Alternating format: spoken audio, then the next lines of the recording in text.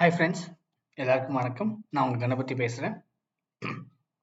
So நம்ம சேனலில் எப்பவுமே நம்ம வந்து equity options and commodity futures இந்த செக்மெண்ட்ஸில் வந்து நம்ம மார்க்கெட் ப்ரெடிக்ஷன்ஸ் நம்ம எப்பவுமே பார்ப்போம். அண்ட் லாஸ்ட் 3-4 டேஸாக நம்மளால மார்க்கெட் ப்ரெடிக்ஷன் நல்லா வீடியோஸ் எதுவும் அப்லோட் பண்ண முடியல.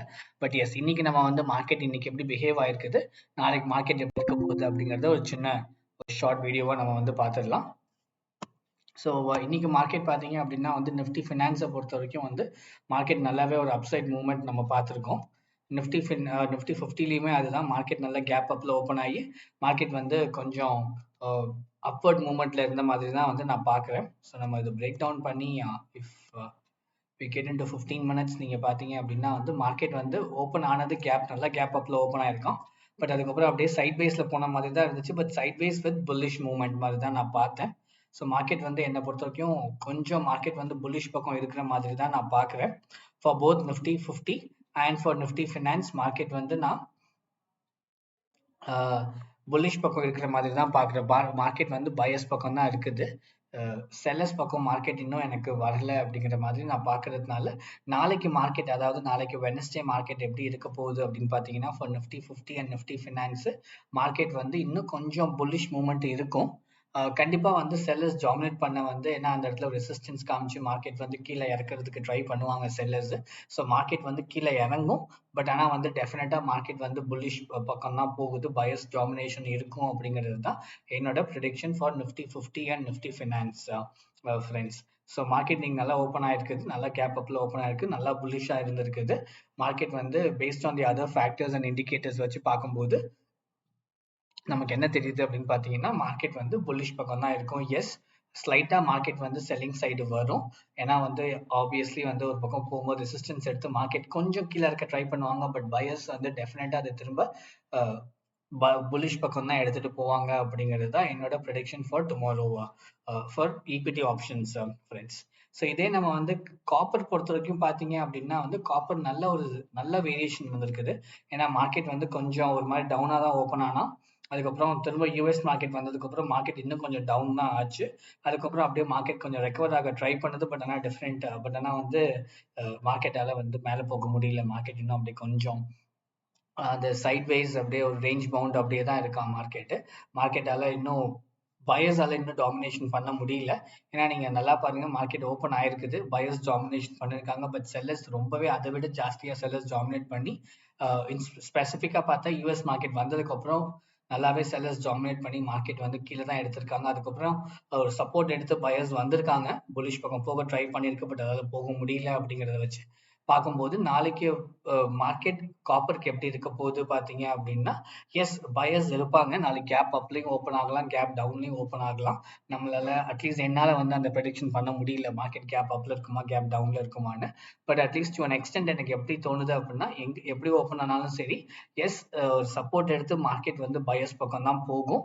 பட் அதை வந்து செல்லர்ஸ் வந்து திரும்ப இப்போ நீங்க பார்க்குற மாதிரியே தான் இல்லைங்களா, கொஞ்சம் மேலே போகும், கொஞ்சம் கீழே வரும், திரும்ப மேலே போகும், திரும்ப கீழே வரும். ஸோ இதே ரேஞ்சில் நாளைக்கும் இருக்கும் அப்படிங்கிறது தான் என்னோட ப்ரெடிக்ஷன் தான் ஃபார் காப்பர் செக்மெண்டா ஃப்ரெண்ட்ஸ். ஸோ இதை தாண்டி நீங்கள் அடுத்து வந்து அலுமினியமுக்கு வந்தாலும் சரி, அலுமினியம்லையும் நீங்கள் பார்த்தீங்க அப்படின்னா யூஎஸ் மார்க்கெட் நல்லாவே வந்து மார்க்கெட்டை வந்து செல்லர்ஸ் பக்கம் தான் எடுத்துகிட்டு போயிருக்காங்க. And the same applies very much for natural gas.